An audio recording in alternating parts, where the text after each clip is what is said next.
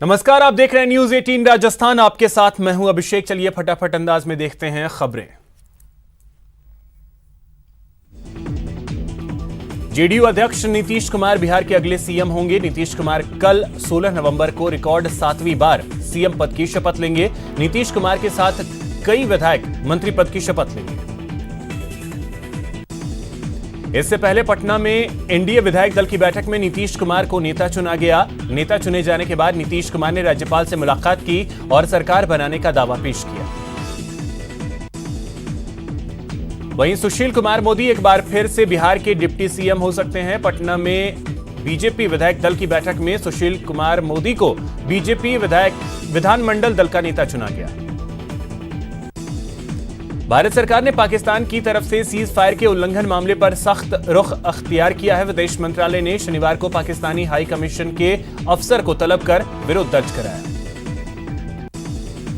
दिवाली के बाद दिल्ली के कई इलाकों में स्मॉग की चादर छा गई है। यहां तक कि 10 मीटर की दूरी की चीजें भी देखने में मुश्किलें आ रही हैं। दिवाली के दिन बैन के बावजूद लोगों ने जमकर पटाखे फोड़े। प्रदेश कांग्रेस प्रभारी अजय माकन 17 नवंबर को जयपुर दौरे पर रहेंगे। इस दौरान माकन बिरला सभागार में पार्टी नेताओं की बैठक करेंगे और पंचायत चुनाव और निकाय चुनाव में जीत की रणनीति बनाएंगे। राहुल गांधी के बारे में अमेरिका के पूर्व राष्ट्रपति बराक ओबामा के विचारों पर बयानबाजी जारी है। दौसा में मंत्री ममता भूपेश और कांग्रेस विधायक मुरारी लाल मीणा ने ओबामा की बातों को हास्यास्पद बताया। दौसा विधायक मुरारी लाल मीणा ने कहा कि बिहार विधानसभा चुनाव के नतीजों ने साबित कर दिया है कि देश में जनता ने मोदी को नकार दिया है। उन्होंने कहा कि अब मोदी मैजिक खत्म हो चुका है। जयपुर की शहरी सरकार अब अपनी तंग माली हालत को सुधारने के लिए कुछ नए शुल्क वसूलने की तैयारी में है, जिसके तहत तंबाकू उत्पाद की बिक्री करने, हॉस्पिटल, क्लिनिक, हॉस्टल और पीजी संचालित करने समेत अन्य कार्य करने पर ग्रेटर नगर निगम से अनुमति लेनी होगी। भरतपुर के कामा के सुनहरा गांव में देसी शराब पीने से 3 लोगों की मौत हो गई। इस घटना के बाद गांव में हाहाकार मच गया। घटना की सूचना मिलने के बाद कामा थानाधिकारी ने शराब के ठेके पर छापेमारी की, लेकिन ठेकेदार मौके से फरार हो गया। पुराने विवाद को लेकर करौली के कोसरा गांव में 2 पक्षों में झगड़ा हो गया। झगड़े के दौरान खूब लाठी डंडे चले, जिसके कारण दोनों पक्षों के कई लोग घायल हो गए। टोंक के पीपलू में एक ही परिवार के 2 पक्षों में फसल बुआई को लेकर जमकर मारपीट हुई। इस दौरान एक पक्ष ने दूसरे पक्ष पर जानलेवा हमला कर दिया, जिसमें 8 लोग गंभीर रूप से घायल हो गए।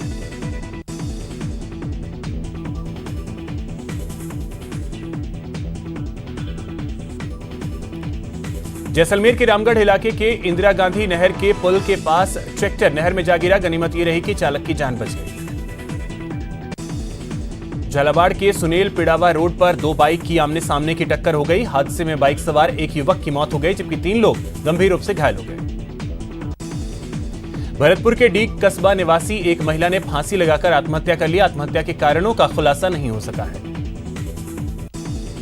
दीपावली पर आतिशबाजी जयपुर में बैन थी, लेकिन इसके बावजूद जमकर पटाखे फोड़े गए। शहर के कई इलाकों में लोगों ने देर रात तक पटाखे जलाए। अलवर के कोतवाली थाना क्षेत्र में चूड़ी मार्केट में आधा दर्जन से अधिक दुकानों में आग लग गई, जिसकी वजह से लाखों का सामान जलकर खाक हो गया।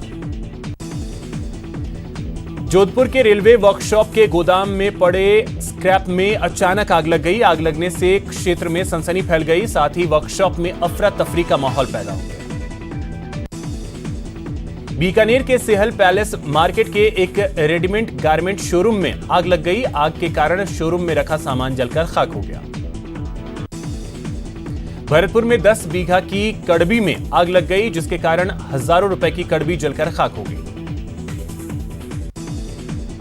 जैसलमेर से रामगढ़ और तनोट तक बन रहे नेशनल हाईवे के ठेकेदार की लापरवाही के कारण लोगों को खासी परेशानी का सामना करना पड़ रहा है।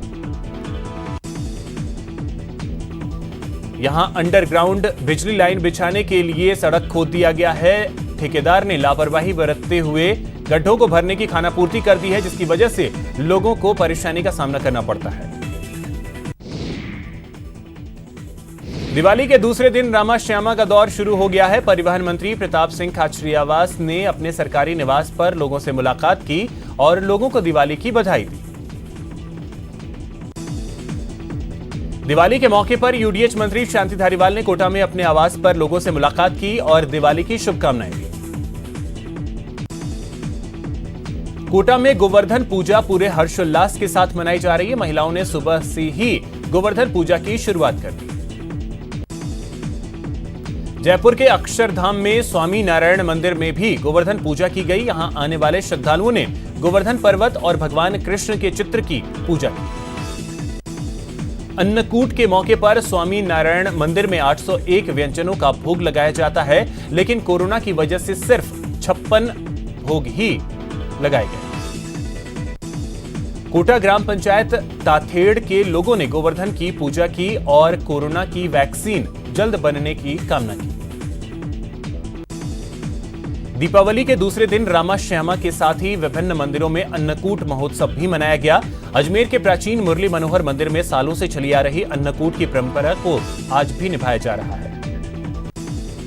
चित्तौड़गढ़ में दीपावली का पर्व हर्षोल्लास के साथ मनाया गया। इस मौके पर दुर्ग के महालक्ष्मी मंदिर में दर्शनार्थियों का तांता लगा रहा।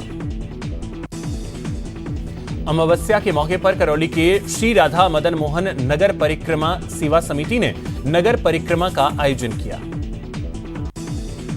इस दौरान भजन कीर्तन करते समिति के पदाधिकारी और श्रद्धालु नगर परिक्रमा को निकले। हालांकि कोरोना के कारण नगर परिक्रमा में सीमित संख्या में श्रद्धालु शामिल हुए। उदयपुर में गोवर्धन पूजा हर्षोल्लास के साथ मनाई गई। महिलाओं ने घर घर में गोवर्धन की पूजा की। अजमेर में अन्नकूट और गोवर्धन पूजा मनाई गई। इस मौके पर महिलाओं ने भगवान गोवर्धन की पूजा की। भरतपुर में दीपावली का त्योहार हर्षोल्लास के साथ मनाया गया। लोगों ने भगवान गणेश और माता लक्ष्मी की पूजा की। सुजानगढ़ के बागड़ा भवन के पास लोगों ने अनूठे ढंग से दिवाली मनाई। पूरी गली को रंगोलियों से सजाया गया। वहीं रंगोलियों पर दीयों की सजावट की। सुजानगढ़ के गांधी चौक में कांग्रेसी कार्यकर्ताओं ने अनूठे तरीके से दिवाली मनाई। शहीदों के नाम 1100 दिए जलाकर दिवाली मनाई। बूंदी में गोवर्धन पूजा बड़े ही हर्षोल्लास के साथ मनाया गया। इस दौरान महिलाओं ने गोबर से गोवर्धन बनाकर उनकी पूजा अर्चना की। कोटा के मंडाना गांव में ग्रामीण महिलाओं ने गोवर्धन पूजा की। महिलाओं ने गोबर से भगवान गोवर्धन बनाए। प्रतापगढ़ जिले में गोवर्धन पूजा हर्षोल्लास के साथ मनाया गया। जिला मुख्यालय सहित जिला भर में महिलाओं ने गोबर के गोवर्धन बनाकर पूजा अर्चना की। प्रदेश में आतिशबाजी पर बैन का असर कोटा में बिल्कुल भी नहीं दिखाई दिया। लोगों ने सरकारी आदेश की धज्जियां उड़ाई और जमकर आतिशबाजी की। डूंगरपुर शहर के पातेला मोहल्ले में पेयजल आपूर्ति की व्यवस्था गड़बड़ा गई है। पिछले एक सप्ताह से मोहल्ले में पेयजल की समस्या बनी हुई है। प्रतापगढ़ में नवजात शिशुओं का वजन अब डिजिटल मशीन से किया जाएगा। इसके लिए जिला चिकित्सालय सहित 15 चिकित्सा संस्थानों का चयन कर मशीनें लगाने का काम शुरू कर दिया गया।